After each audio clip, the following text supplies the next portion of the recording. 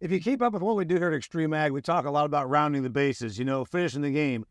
Then you got to ask the question, when is too late? We're going to address that when we're talking about late season application of fertility products on corn. Kevin Matthews, one of the founding fathers of Extreme Ag, Jason Worley with Nachurs.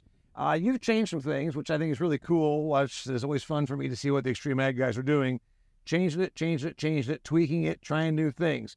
In the old days, Matt Miles and I talk a lot about this. Go out there and blast out all kinds of dry fertilizer. Well, that didn't really stick around. We know that was the mistakes of our youth. Now you're going out there pretty late in the game and putting on a fertility treatment like at R4 or something like this. You're pretty late in the game. So talk to us about what you're doing late season fertility of corn and how late is too late. Well, it's kind of like a relay effect. We start out with the planters, and we run certain products into planters, and sometimes it's Nachurs, sometimes it's something else, But I wouldn't just tell you that part. Yeah, it happens. Yeah, but then we want to make sure the plant never runs out. We want to get to that finish line as hard as we can, and so what we're after. We're really wanting, we got this corn here is dented pretty good, and that's something we'd rather not have. And we would rather have those kernels big and round on the caps there. And you're talking about when you do your last treatment. Yeah, when this thing goes into black layer, we want that kernel round and fat. We want as big a kernel as we possibly get, kind of like these right here. But that's not easy to do. And so we played with time, and traditionally what R3, R1, R2, it was what we kind of felt like was the sweet spot. And now, man, we're going on later. Well, then, and even later in something. Yeah. I mean, we're just right. A week, 2 weeks before black layer. We'll be within 200 growing degree units of black layer, and we're still putting out stuff. And but then you wonder, the question that you had for me was, when's too late? When's too late? Yeah. Well, I want to get Jason real quickly because I want you to address when it's too late. Not everybody does this still. I mean, these guys are pushing the envelope a little bit, trying new things. It's not that long ago that you thought there's a certain point, probably like after July, that you don't go out there and put fertility out. I mean, we've gotten to where we're doing stuff now that just a few years ago seemed crazy. And that's correct, because you sit back and think about most farmers don't have the application or equipment to go at these later treatments. But we have to start thinking ahead again, because now you start looking at the plant and everything, like you were talking about, we're getting later and later in the season with the application. The denning, we're trying to fill up that ear. We want test weight on that kernel, on that cob and everything. So when we look at the late season applications, it should start becoming a common practice for the input costs with the yields. Yeah. So we're seeing now, like at brown seal, on that side, phosphorus. Yep. Phosphorus is a big thing. I think if you look at some of the demand curves, we still need 40% more phosphorus on that plant. And you're talking about it's very, very late. Very late. Yeah, you need traditionally you're already at the coast. You need almost half of what your phosphorus load is when we used to think it was done. Yeah. And so now we're coming back. Now we're saying, hey, we should be getting that other application on. It's not a high rate. I mean, we got our products that we can look at with our first down and various things like that. Our triple option we could go through there with. The first down being the product of choice that we like, just because of the phosphorus load and the potassium side. But yeah, most farmers are not equipped to do this, but they need to start looking future-wise. The technology now, we got ground rigs that can get over the corn. We got drones. We got aerial aircraft. We got options we never had. Yeah. Right. So how late, now to go back to the question, you're doing stuff at R4?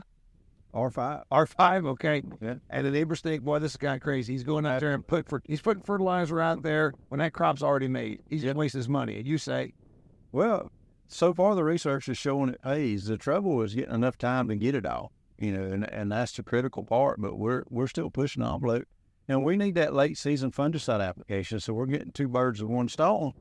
But you look at these shucks, then when that shuck's still green, you're still playing ball. Yeah. I mean, the game is on, and so.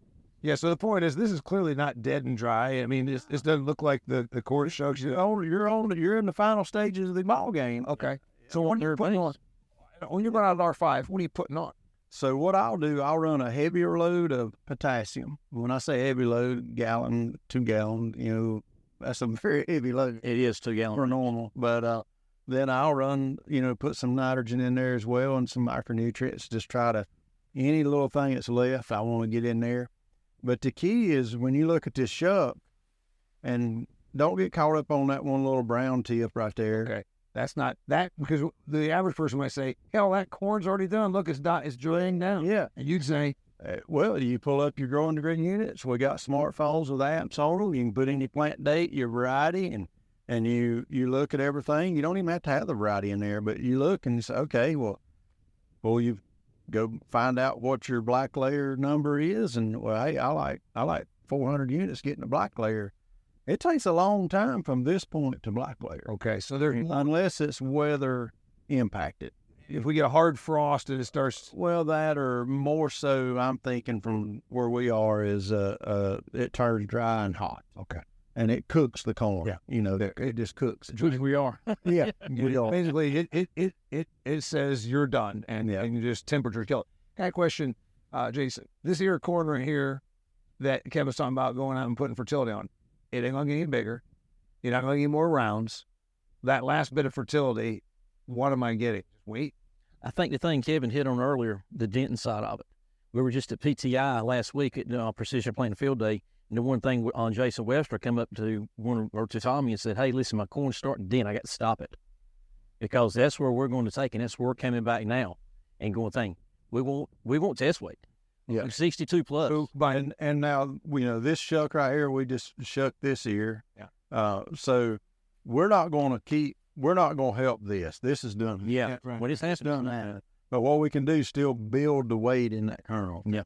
And so we want to finish strong. Okay. That's what we want to do. Now, if you go to the field, your plants are all green and you got brown shucks, you're done. Because the plant looks like it's still working, but this is done. But you've actually won the battle because the corn plant matured properly. Okay. Because you want your shucks to dry before your fodder starts turning.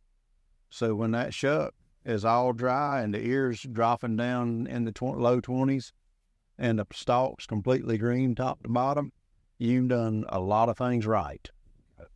Got it. Is there anything you want to get me out of here on this? Because there's people that are going to say you're still wasting your money going out there at R5. You're saying we're seeing the results of Kevin's. It's not quite true, unless, as you said, if this looks like it's ready to be a Halloween decoration. No. Get the combine in it. Yeah. It gets the combine or the chopper in it. Is there anything else on that? No, you were just talking about the nitrogen and the potassium side of it. We've got some other new products we've come to the table with this year, like with our knockouts, the 10-0-10 with 0.25 boron. Things like that we can look at going across this crop. But still, I think as a whole, the late season phosphorus is where we really got to start talking in the field more to the growers too. Well, are we going from football to boxing now? Or What is Yeah. What do you call it? 10-0-10 KO? I sound Knockout. We got to get with Tommy on some of these names. But anyway, you said it was a phosphorus and boron. It's a nitrogen and potassium Okay. on that side. But, still, I think at the end of the day, we still got our first downs for our phosphorus application if we're trying to get, because we're going to get nitrogen as well and potassium. Yeah, the question is, how late is too late, and putting fertility on for corn at R5. Kevin's doing it. Stay tuned. We'll keep you posted with this kind of stuff, just like we do with all of the great things that we're doing at these Extreme Ag trials and field days. We're here to help you learn and up your farming game. Hundreds of videos, podcasts that we've created. ExtremeAg.farm. It's all there. It's free. Share with somebody that can benefit their farming operation as well as your own. Jason Worley with Nachurs, Kevin Matthews, Extreme Ag. I'm Damian Mason. Until next time.